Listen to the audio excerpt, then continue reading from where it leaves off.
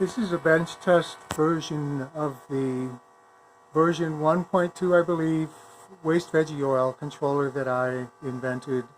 And this is strictly for a single tank system, meaning you do not need to start the vehicle and warm it up on regular diesel and then switch over to veggie oil. You can start the vehicle from cold on veggie oil itself. So the system you're looking at is just a bench test, so it's temporarily wired to work, so I can demonstrate all the features. It's complicated.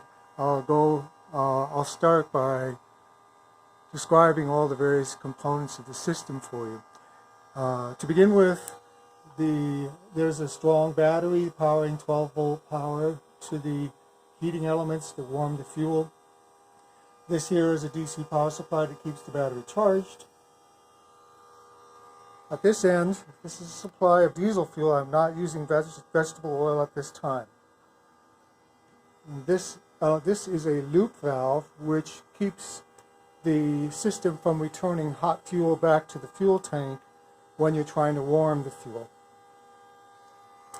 This here is the fuel pump, but it has an integrated heating element, the leads for which are down here, as well as a vacuum sensor which will signal if the pump filter, the filter itself is plugged.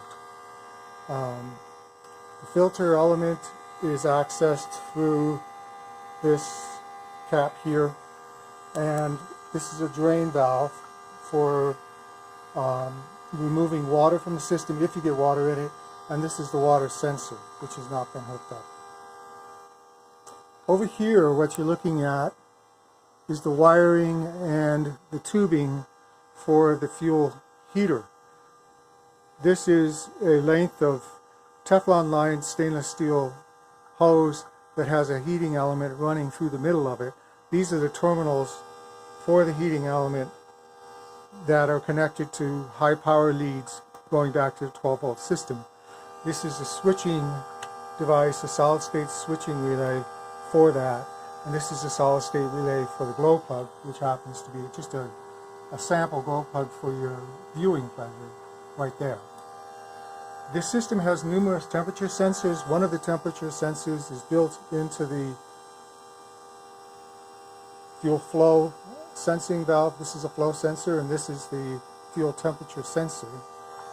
This here is coolant temperature sensor, and this is your ambient temperature sensor. The reason for these two, ambient temperature affects glow time, how long the glow plug stays on when you initially start the vehicle.